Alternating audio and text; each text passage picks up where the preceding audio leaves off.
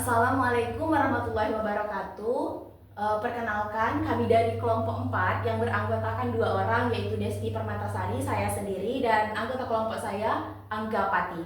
Saya di sini akan mempresentasikan materi mengenai 5 pendekatan kualitatif untuk penyelidikan, di mana tugas ini dibuat untuk memenuhi tugas dari mata kuliah metode penelitian kualitatif yang dibimbing oleh dosen yaitu Ibu Dr. Ratna Farwati MPD. Mungkin langsung saja. Baiklah, di sini kami membahas yaitu yang pertama itu adalah konten. Jadi pembahasan yang akan dibahas pada materi kali ini yaitu yang pertama itu mengenai penelitian naratif, yang kedua yaitu penelitian fenomenologi, yang ketiga yaitu penelitian dasar teori, yang keempat yaitu penelitian etnografi, yang kelima penelitian kasus tadi, dan yang terakhir adalah perbandingan 5 pendekatan itu. Baiklah, kita akan membahas pembahasan yang pertama yaitu penelitian naratif.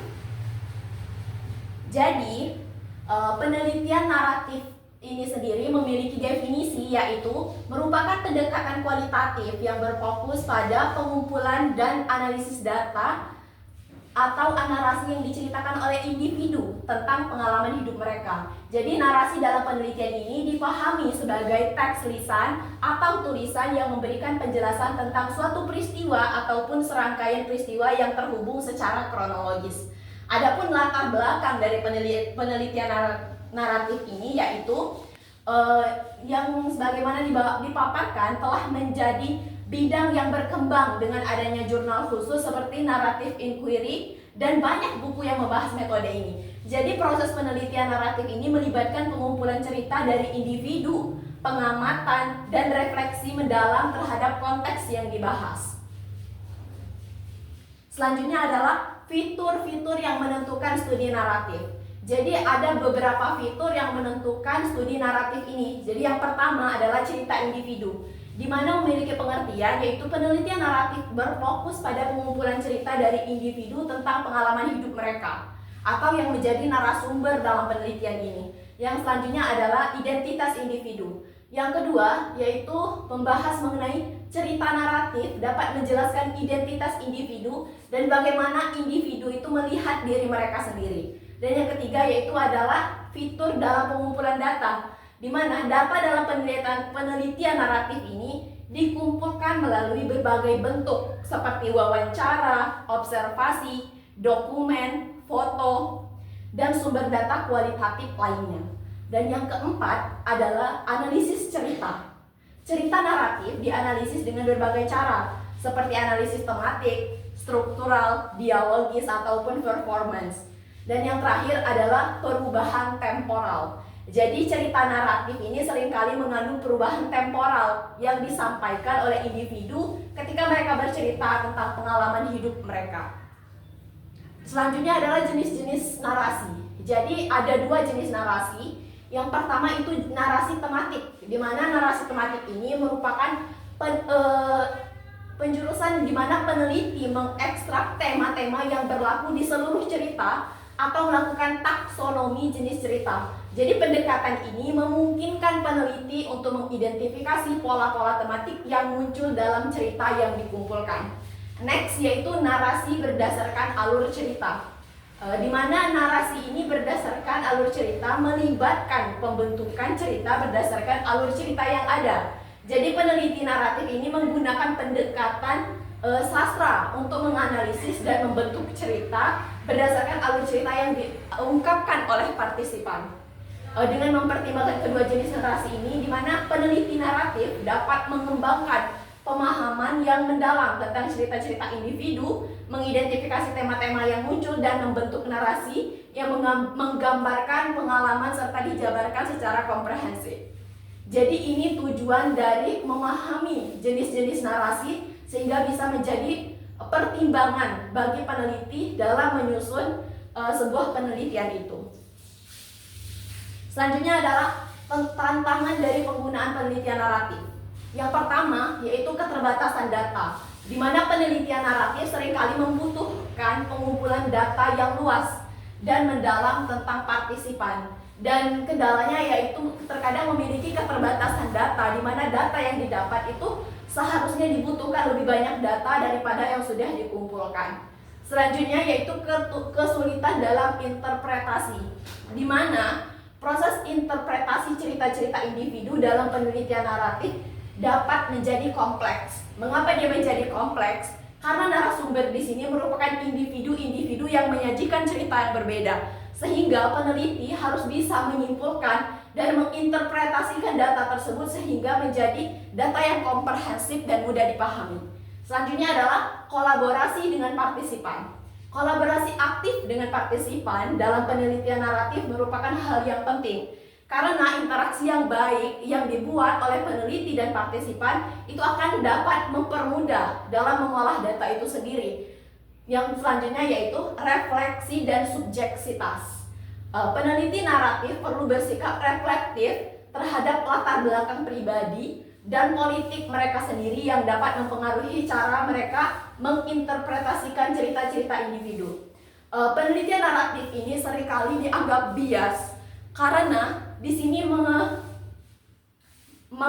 mementingkan atau sering memunculkan subjektivitas, yaitu seperti kecenderungan dengan salah satu pihak.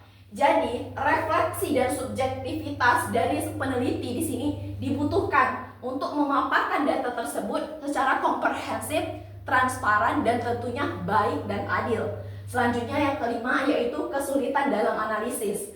Analisis cerita-cerita individu dalam penelitian naratif dapat melibatkan berbagai pendekatan analisis yang tentunya kompleks seperti analisis tematik, struktural, dan dialogis.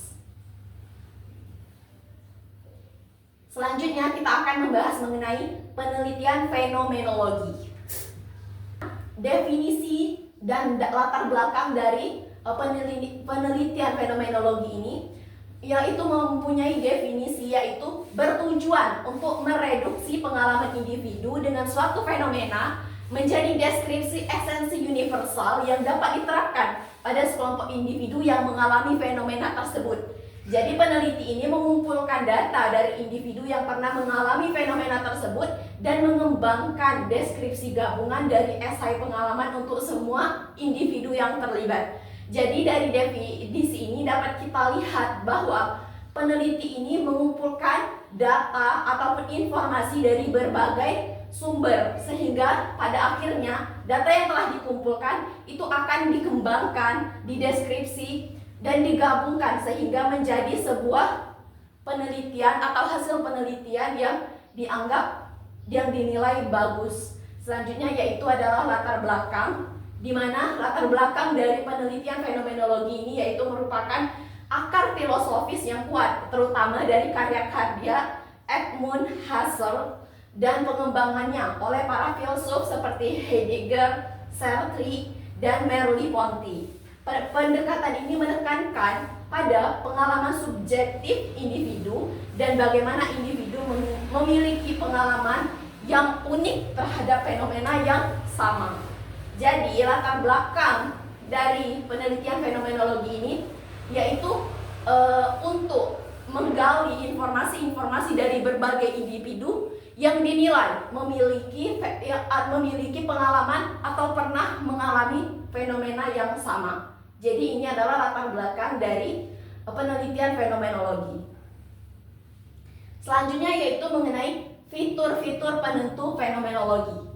Jadi yang pertama ini adalah penekanan pada fenomena, di mana penelitian fenomenologi menempatkan penekanan pada fenomena yang dieksplorasi. Yang selanjutnya yaitu eksplorasi dengan kelompok individu, di mana penelitian fenomenologi melibatkan eksplorasi fenomena dengan sekelompok individu yang semuanya pernah mengalami fenomena tersebut. Balik lagi seperti yang disampaikan pada latar belakang fenomenologi, penelitian fenomenologi ini memang berfokus dengan individu-individu yang pernah memiliki pengalaman yang sama atau mengalami fenomena yang sama. Selanjutnya adalah diskusi filosofis, di mana penelitian fenomenologi yang melibatkan diskusi filosofis tentang ide-ide dasar yang terlibat dalam melakukan penelitian ini. Yang keempat adalah penolakan terhadap dikotomi subjek-subjek, di mana fenomenologi menolak pemisahan antara subjek dan objek. Yang terakhir adalah eksplorasi mendalam. Penelitian fenomenologi mengharuskan peneliti untuk melakukan eksplorasi mendalam terhadap pengalaman individu terhadap fenomena yang diteliti. Jadi pada fitur-fitur fenomenologi ini, khususnya di eksplorasi mendalam, peneliti ini tidak hanya mengambil data dari narasumber atau objek individu-individu yang membagikan pengalaman dan cerita mereka tentang apa yang diteliti oleh sang peneliti. Namun peneliti juga harus bisa memberikan informasi mendalam dengan cara mencari informasi dari sumber-sumber lainnya selain dari objek-objek penelitian, yaitu individu yang menceritakan atau memaparkan pengalaman mereka kepada peneliti tersebut. Selanjutnya yaitu ada jenis-jenis penelitian fenomenologi. Yang pertama itu ada fenomenologi hermeneutik, di mana fenomenologi hermeneutik sering dikaitkan dengan karya Van Manen, yaitu yang terbit pada tahun 1990 yang banyak dikutip dalam literatur kesehatan. Yang kedua yaitu pendekatan ini menekankan pada penelitian yang berorientasi pada pengalaman hidup atau fenomenologi dan menginterpretasikan teks-teks kehidupan atau hermeneutika. Yang terakhir dalam fenomenologi hermeneutik yaitu dalam fenomenologi ini peneliti berusaha untuk memahami dan menginterpretasikan makna yang terkandung dalam pengalaman subjektif individu terhadap fenomena tersebut. Next, yang selanjutnya yaitu fenomenologi empiris, transcendental atau psikologis.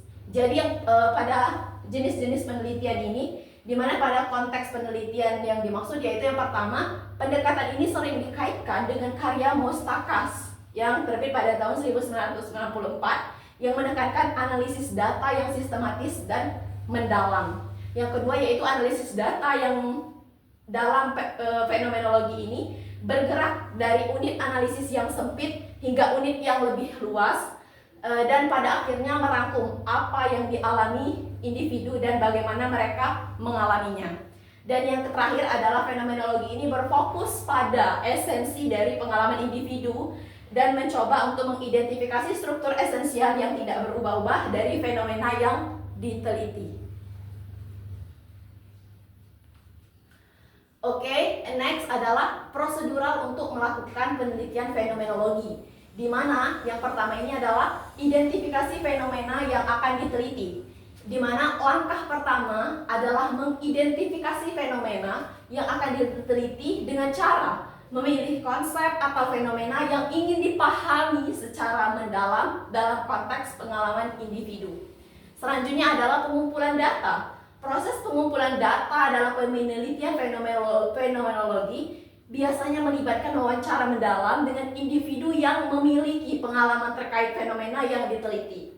Selain wawancara, sumber data lainnya seperti puisi, observasi, atau dokumen juga dapat digunakan dalam penelitian ini. Selanjutnya yaitu analisis data. Setelah data terkumpul, langkah selanjutnya adalah menganalisis data secara sistematis. Bisa dimulai dengan mengidentifikasi unit statistis atau unit analisis yang sempit, kemudian melanjutkan ke unit yang lebih luas untuk mengembangkan tema-tema yang muncul dari data tersebut. Materi selanjutnya itu tantangan dari penggunaan penelitian fenomenologi. 1. Pemahaman yang mendalam. 2. Proses analisis yang kompleks. 3. Pemilihan partisipan yang tepat. Selanjutnya yaitu tantangan dari penggunaan penelitian fenomenologi. 1. Asumsi filosofis yang luas. 2. Keterbatasan waktu dan sumber daya. Materi selanjutnya ketiga yaitu penelitian teori dasar. Definisi dan latar belakang. Definisi penelitian teori dasar adalah pendekatan penelitian kualitatif yang fokus pada pengembangan teori baru yang tertanam atau tertakar dalam data yang diperoleh dari partisipan penelitian. Latar belakang penelitian ini, teori dasar bertujuan untuk mengembangkan teori yang muncul dari data empiris, bukan dari kerangka teoritis yang sudah ada sebelumnya. Fitur-fitur penelitian teori dasar. 1. Fokus pada proses atau tindakan. 2. Pendekatan induktif. Yang ketiga itu pengembangan teori baru. Selanjutnya itu fitur-fitur penentu teori dasar. Satu adalah analisis data yang sistematis, kedua keterlibatan peneliti dalam proses analisis, ketiga pengembangan model teoritis. Selanjutnya itu jenis-jenis studi penelitian teori dasar. Satu, prosedur sistematis Strauss dan Corbin.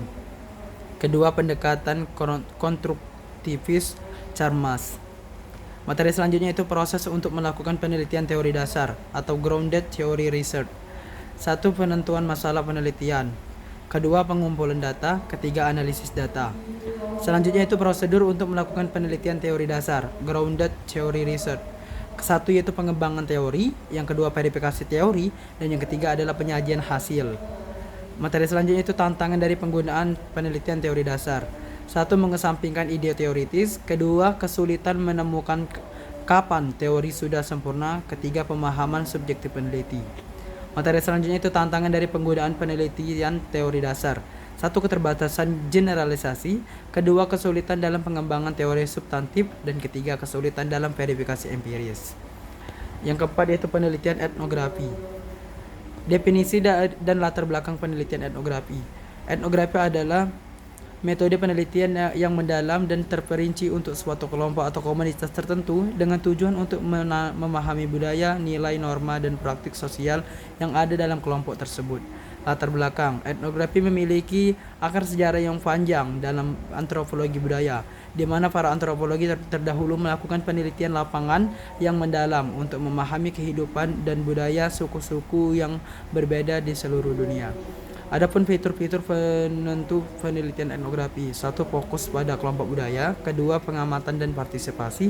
Ketiga, analisis makna dan interpretasi. Keempat, deskripsi komprehensif. Selanjutnya itu fitur-fitur penentu penelitian etnografi. Satu, pendekatan indukatif. Kedua, penekanan pada konteks sosial. Ketiga, penyajian data dalam naratif. Selanjutnya itu jenis-jenis penelitian etnografi. Satu, etnografi pengakuan. Kedua, riwayat hidup. Ketiga, autoetnografi. Dan keempat, etnografi feminis. Adapun jenis-jenis penelitian etnografi. Satu, novel etnografi. Kedua, etnografi visual. Prosedur untuk melakukan penelitian etnografi. Satu, penentuan desain penelitian. Kedua, identifikasi kelompok budaya. Dan ketiga, pemilihan tema atau teori budaya. Selanjutnya itu prosedur untuk melakukan penelitian etnografi. Satu, pengumpulan data. Kedua, analisis data. Dan ketiga, interpretasi kultural. Selanjutnya itu prosedur untuk melakukan penelitian etnografi. Satu, penyajian hasil. Kedua, refleksi dan kesimpulan. Selanjutnya itu tantangan dari penggunaan penelitian etnografi. Satu, keterlibatan waktu. Kedua, kesulitan dalam akses. Ketiga, subjektivitas penelitian. Selanjutnya itu tantangan dari penggunaan penelitian etnografi. Satu, keterbatasan generalisasi. Kedua, kesulitan dalam penulisan. Ketiga, etika dalam penelitian. Kelima yaitu penelitian studi kasus. Definisi dan latar belakang penelitian studi kasus. Definisi: penelitian studi kasus melibatkan studi mendalam tentang sebuah kasus tertentu dalam konteks kontemporer yang setting yang spesifik. Kasus tersebut dapat berupa individu, kelompok, organisasi, atau fenomena tertentu yang diinvestigasi secara komprehensif untuk memahami karakteristik, dinamika, dan konteksnya. Adapun latar belakang penelitian studi kasus memiliki akar sejarah yang panjang yang telah ditentukan dalam berbagai disiplin ilmu, termasuk psikologi, kedokteran, hukum, dan ilmu politik, dan ilmu sosial. Metode ini sering digunakan untuk mendapatkan pemahaman yang mendalam tentang kasus-kasus yang kompleks dan unik yang sulit dipelajari dengan pendekatan penelitian kuantitatif. Adapun fitur-fitur yang menentukan penelitian studi kasus. Satu, identifikasi studi kasus tertentu. Kedua, tujuan penelitian yang jelas. Ketiga, pemahaman mendalam. Keempat, kasus intrinsik dan instrumentasi. Adapun fitur-fitur yang menentukan penelitian studi kasus. Satu, keterlibatan peneliti. Kedua, deskripsi yang rinci. Ketiga, pengumpulan data yang luas. Adapun jenis-jenis penelitian studi kasus. Satu, studi kasus instrumentasi tunggal. Kedua, studi kasus kolektif atau berganda. Adapun jenis-jenis penelitian studi kasus. Satu, studi kasus intrinsik. Kedua, studi kasus deskriptif. Selanjutnya itu studi kasus eksploratif. Prosedur untuk melakukan studi kasus. Satu, penentuan kesesuaian pendekatan studi kasus. Kedua, identifikasi kasus atau kasus-kasus. Dan keempat, pengumpulan data. Kelima, analisis data, deskripsi. Keenam, deskripsi interpretasi. Dan ketujuh, kesimpulan data dan generalisasi. Adapun tantangan dari penggunaan penelitian studi kasus, yang pertama itu identifikasi kasus yang tepat, kedua keterbatasan generalisasi, ketiga keterbatasan dalam pengumpulan data, keempat subjektivitas peneliti, kelima keterbatasan waktu dan sumber daya, keenam kesulitan dalam menentukan batasan kasus, keenam yaitu perbandingan 5 pendekatan. Tujuan utama penelitian: 1. Penelitian naratif, fokus pada eksplorasi kehidupan individu atau kelompok untuk menghasilkan sebuah narasi yang bermakna. Kedua, etnografi, bertujuan untuk mendeskripsikan dan memahami budaya dan perilaku kelompok tertentu. Ketiga yaitu grounded theory, bertujuan untuk mengembangkan teori yang muncul dari data yang terkumpul. Keempat yaitu fenomenologi, yaitu bertujuan untuk memahami pengalaman subjektif individu terhadap fenomena tertentu. Dan kelima yaitu penelitian studi kasus, bertujuan untuk memberikan pemahaman mendalam tentang kasus tertentu atau memahami isu tertentu melalui kasus-kasus yang dipilih. Adapun asal-usul disiplin ilmu, pertama yaitu asal-usul disiplin ilmu. 1. Penelitian naratif berasal dari tradisi sastra atau humaniora. Kedua, etnografi berasal dari antropologi dan sosiologi. Ketiga, grounded theory berasal dari sosiologi. Keempat, fenomenologi berasal dari filsafat atau psikologi. Kelima, penelitian studi kasus tidak terikat pada satu disiplin ilmu tertentu. Selanjutnya itu pengumpulan data. Pengumpulan data penelitian naratif lebih fokus pada wawancara dan narasi. Etnografi melibatkan observasi partisipatif dan wawancara mendalam. Grounded theory lebih fokus pada wawancara dan analisis konstan. Fenomenologi terutama menggunakan wawancara untuk memahami pengalaman subjektif. Penelitian studi kasus mengumpulkan berbagai bentuk data seperti wawancara, observasi, dokumen, dan materi audiovisual. Selanjutnya itu generalisasi. Penelitian naratif tidak berfokus pada generalisasi. Etnografi generalisasi terbatas pada kelompok tertentu. Grounded theory berusaha untuk menghasilkan teori yang dapat diterapkan pada konteks yang serupa. Fenomenologi tidak berfokus pada generalisasi. Penelitian studi kasus generalisasi terbatas dan kontekstual. Adapun kesimpulan dari materi ini yaitu kelima pendekatan tersebut memiliki pendekatan dan tujuan yang berbeda. Namun semuanya memberikan kontribusi yang berharga dalam memahami fenomena kualitatif dengan cara yang unik dan mendalam. Baiklah, mungkin itu saja yang dapat kami sampaikan. Kami ucapkan terima kasih, semoga bermanfaat. Kami akhiri, wassalamualaikum warahmatullahi wabarakatuh.